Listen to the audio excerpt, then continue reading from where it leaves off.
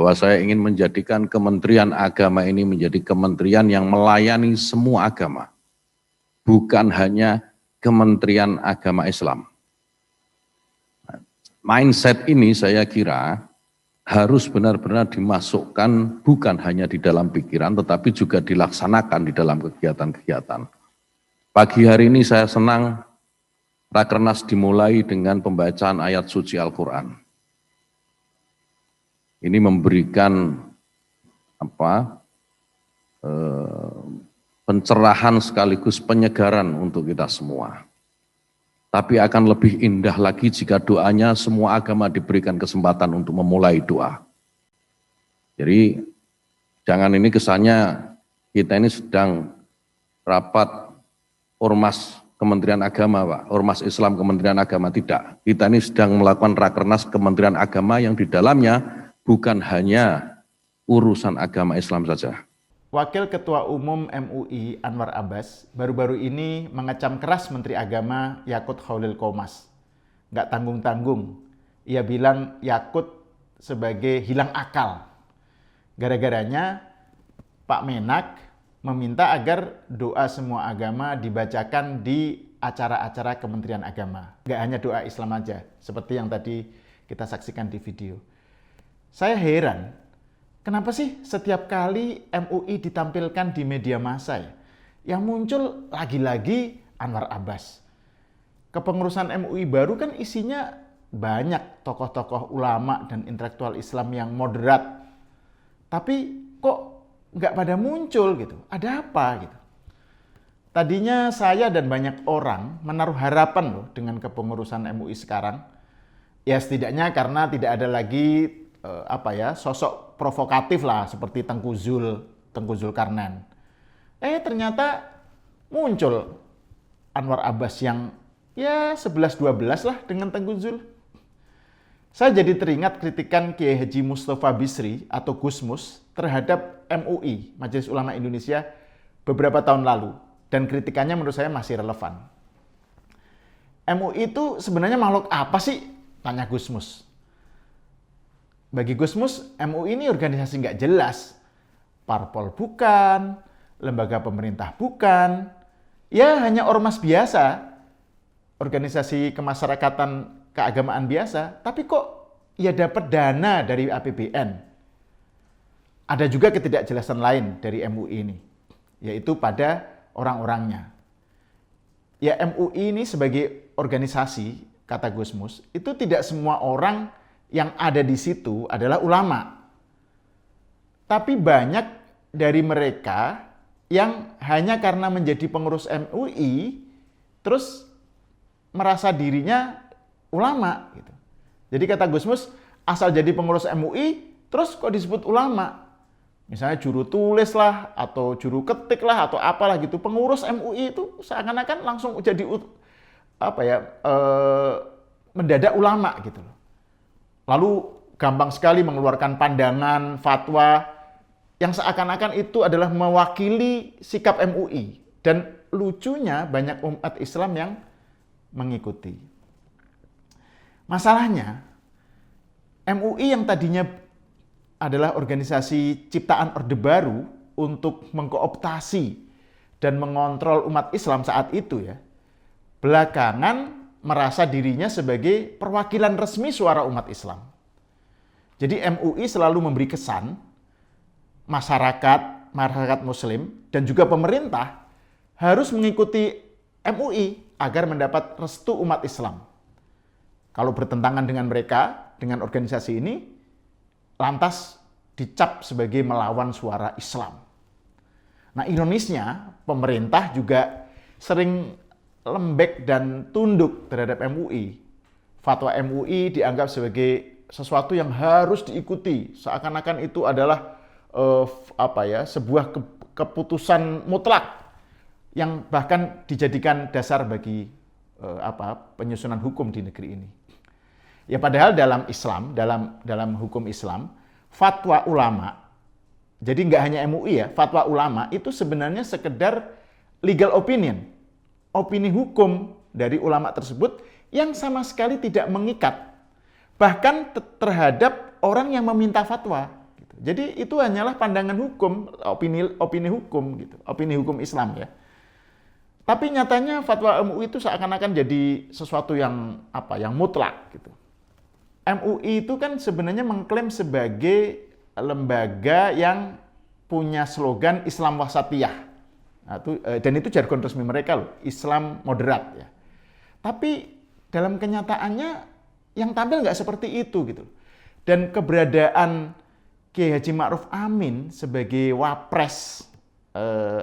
wapresnya Jokowi juga tak mampu membendung image bahwa MUI itu justru menampilkan pandangan-pandangan yang ekstrim gitu. MUI tetap tampil dengan pandangan keislaman yang kaku, sempit. Pokoknya sama sekali nggak moderat lah, nggak wasatiyah gitu. Nah, keberadaan Anwar Abbas yang sering tampil mewakili MUI, ini memperkuat gambaran MUI semacam ini. Misalnya pernyataan-pernyataan Waketum MUI ini sering menampilkan pandangan keislaman yang garis keras, cenderung nyinyir ke pemerintah, bahkan sebelum tahu duduk soalnya gitu. Jadi misalnya ya ketika ada pelarangan FPI oleh pemerintah, dia buru-buru menyerang pemerintah dan tampil sebagai pembela FPI gitu. Ketika ada serangan teror bom bunuh diri di Makassar kemarin, Anwar Abbas secara tergopoh-gopoh melakukan denial dan mengingatkan bahwa agar terorisme itu tidak dikaitkan dengan agama tertentu, dengan Islam lah. Padahal pelaku bom bunuh diri itu sendiri yang mengaitkan tindakannya dengan Islam. Teroris itu sendiri yang merasa paling Islami, yang meyakini bahwa tindakan terornya itu adalah jihad. Nah, ini kan salah satu bentuk doktrin radikal ya tentang Islam yang harusnya menjadi perhatian MUI tapi justru diabaikan gitu loh oleh MUI dan juga oleh Anwar Abbas gitu. Islam tentu menolak dan mengutuk terorisme, tapi tidak bisa dimungkiri bahwa ada sekelompok orang Islam yang mengatasnamakan Islam, memakai Islam, ajaran Islam, misalnya soal jihad ya, untuk membenarkan tindakannya. Dan ini sesuatu yang harusnya dibenahi oleh MUI, tapi justru diabaikan gitu loh. MUI juga nggak bertindak apa-apa tuh, mingkem saja ketika ada ustadz abal-abal macam Yahya Waloni ya, yang menyampaikan pernyataan-pernyataan yang radikal, menebar kebencian sara, menyebar kebodohan atas nama Islam dan seterusnya gitu. Kembali ke soal kecaman Anwar Abbas terhadap Gus Yakut ya. Dengan menyatakan Gus Yakut hilang akal hanya karena Gus Yakut menyatakan bahwa Kementerian Agama itu acara-acaranya harusnya memberi kesempatan pada doa semua agama. Sebenarnya ini menunjukkan bahwa Waketum MUI ini, Pak Anwar Abbas ini memang sektarian gitu loh. Lah Menteri Agama itu kan meminta doa semua agama dibacakan itu kan di acara-acara Kementerian Agama. Di mata Anwar Abbas, upaya Gus Yakut itu justru malah dituduh sebagai penyeragaman atau homogenisasi agama. Bagi Waketum MUI, apa yang dilakukan Gus Yakut dengan memberi kesempatan doa semua agama justru menunjukkan bahwa Gus Yakut nggak paham soal toleransi. Gitu loh. Kata Anwar Abbas sebagaimana dikutip Detik, jadi bingung sendiri yang dilakukan oleh Menteri Agama ini. Kalau di daerah yang mayoritas Islam seperti di Aceh, itu cukup dengan doa ajaran Islam. Tetapi kalau di Bali, ya doa Hindu. Kalau di NTT, ya doa agama Katolik. Kalau di Sulawesi Utara, ya doa Protestan.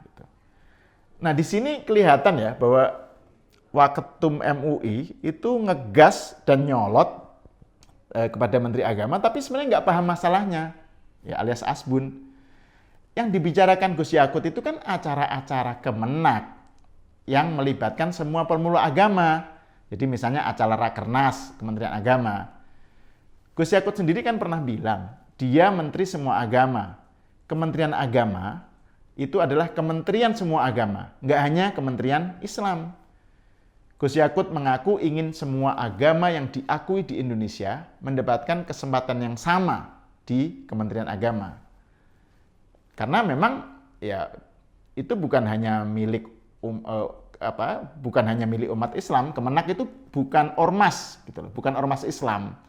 Karena itu, acara-acara Kemenak harus juga memberi kesempatan doa semua agama. Disinilah Anwar Abbas justru yang ngawur.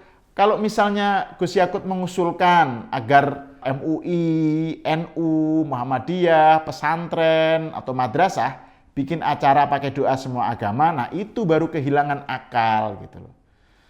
Tapi menurut saya penolakan Anwar Abbas ini bukan hanya semata-mata karena ia tak paham masalah sih. Menurut saya penolakan tersebut mencerminkan apa yang oleh Bung Karno pernah disebut sebagai egoisme agama, yakni sikap mentang-mentang dan merasa paling memiliki Indonesia. Padahal Bung Karno pernah bilang begini, negara Indonesia adalah negara semua milik semua, bukan hanya milik satu golongan tertentu, baik itu mayoritas atau minoritas.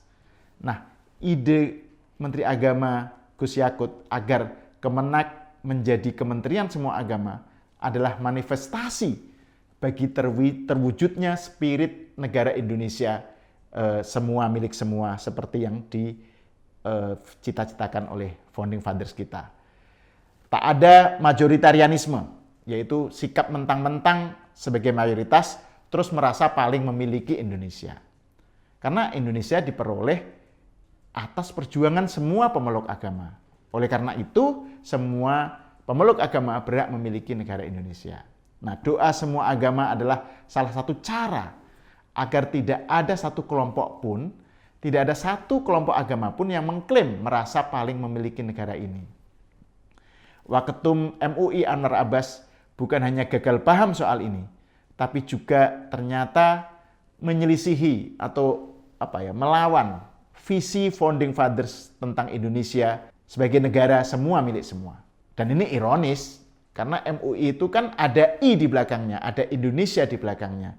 Tapi nyatanya sangat tidak I, sangat tidak Indonesia. Saya Ahmad Sahal, kita berjumpa lagi di episode berikutnya.